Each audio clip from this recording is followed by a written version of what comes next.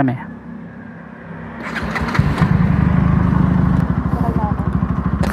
Di pa naman ganun kalakas eh. At least na-secure na natin yung mga cellphone. Tara. Let's go. Anong date ngayon? Anong date?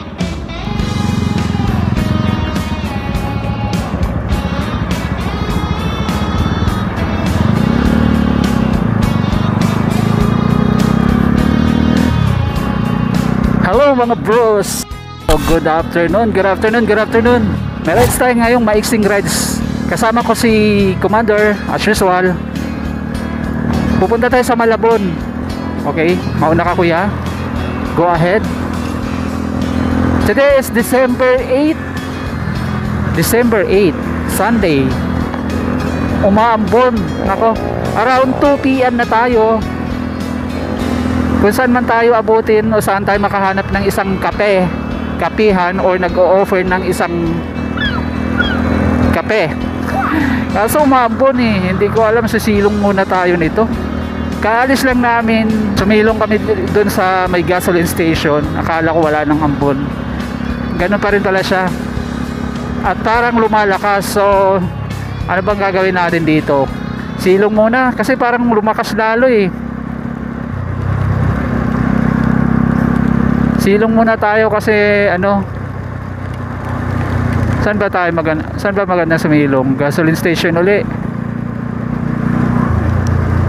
Gasoline station.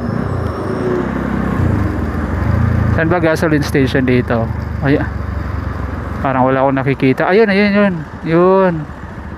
May isang gasoline station. Anong gasoline station yan? Parang Phoenix.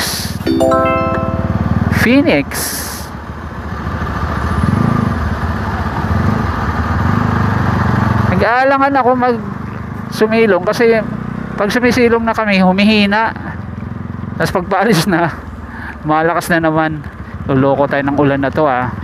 Wala kasi kaming dalang raincoat, kaya ano lang muna tayo dito. Silong kaso inabutan na tayo ng ulan. Kasi ang purpose namin ng rides namin ngayon mga bros, kukuhaan namin yung sunset doon sa Dampalit habang magko-coffee. Sabihin mo muna sa mga ano natin, say ho. Welcome back once again mga bros. Kabubukas ko lang ng camera uli. Tapos na pala to, so hindi familiar o taga Cavite and hindi pa updated. Ito mga bros, tapos na pala yung daanan from River Drive, Sapote River Drive. Tapos na mga bros hanggang dito sa may papuntang business district dito ng Parañaque na nakakasakop sa MOA. Nakakasakop sa MOA to, di ba? Ayan. So tapos na, nabubulol ako. Tapos na mga bros. Pwede na kayong dumiretso from River Drive, Sapote River Drive papunta dito. Sayang pa, dapat pala binuksan ko kanina yung camera natin para mas ipakita ko sa inyo. Ang nakaka-bad trip lang doon sa may medyo may bungad na part, ang daming hams. Pero dati pa kasi yung mga hams na yun, bago pa lang nagawan talaga ng mahabang daanan doon.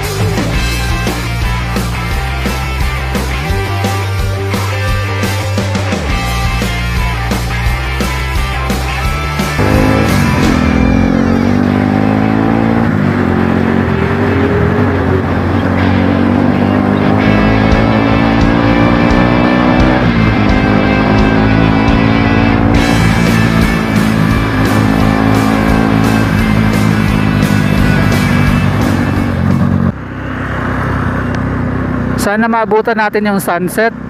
Base pa naman sa weather app natin, mga around 6 PM uulan sa Manila. Isang traffic light pa, o yun na yun. Yun na yun. Ay, oo, ayun o. Yung tulay na yun. Pwede pala tuktok dito. Ayan o, may nakikita akong tuktok eh.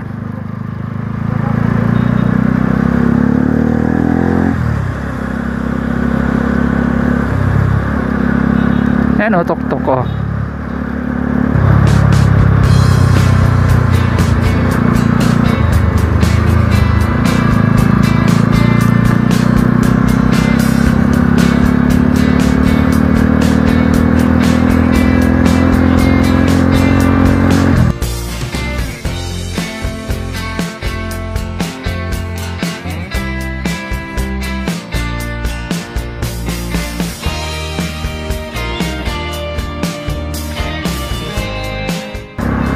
May sisilipin sana tayo dyan sa likuran ng MOA.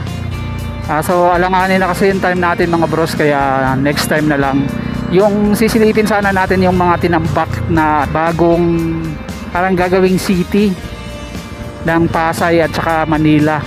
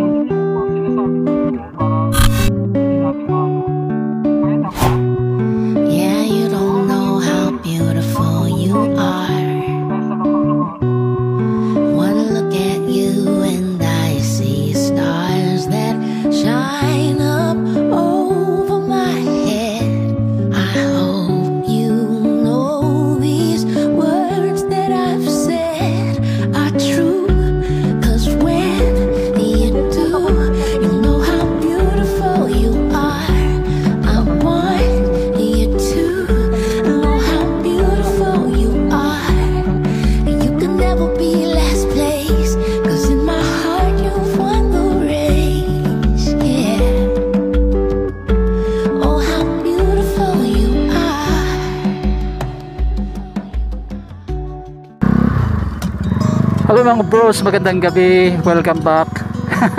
Wala na tayong inabot mga bros kasi medyo nalanganin talaga yung time natin. Nagkape lang kami saglit. Ewan ko kung nakuhaan ng video. May nagtitinda pala dito. So ayun mga bros, hindi ko na ipakita sa inyo itsura ng updated ng lugar na to. Updated na itsura ng lugar na to. Nagkarambol-rambol na mga salita ko. Sana maliwanag ito sa camera. Papakita ko lang sa inyo yung may mga nagiinuman, no? Masarap kasi dito tambayan, magano kayo kasi mahangin.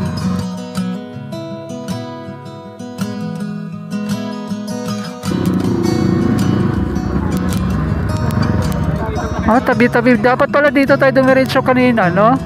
Mas tabi-tabi, oh. Ay, ito may mga ano dito, no? May mga kainan din pala dito, no? Akala ko din lang yun. Ito pala mas marami dito, no? Hindi lang natin nakita kasi kabila tayo dumaan eh. Dapat pala binuksan ko yung 360 para makuhaan yan. Ayan, no?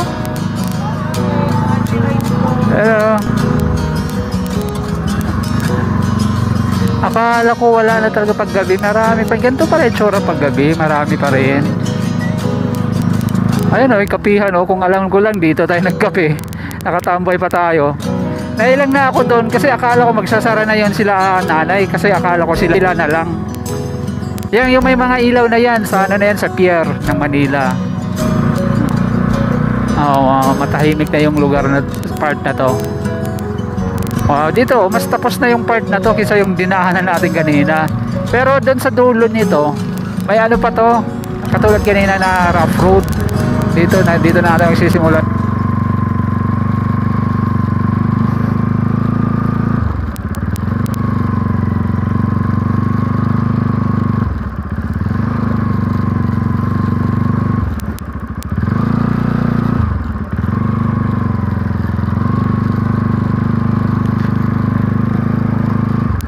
Para tayo nasa probinsyang ano, no? Gumumotor sa probinsya. Dun sa province, mga batang naglalakad sa madilim, hindi natatakot eh.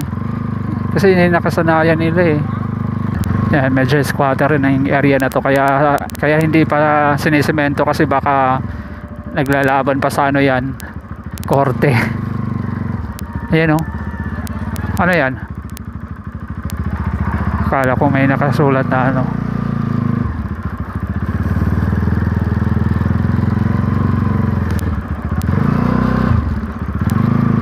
Ay, ayan, sinimulan na. Ayan, may semento na yung gilid, oh.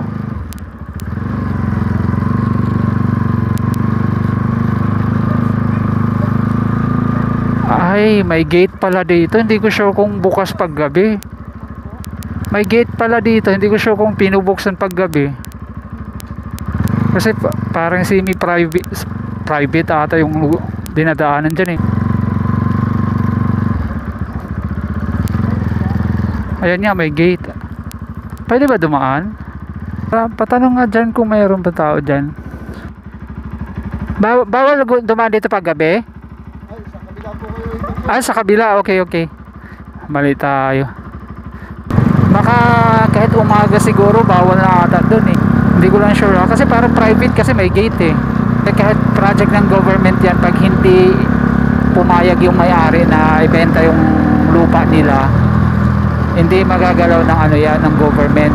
Ang gagawin dyan, i-reroute nila yung daanan.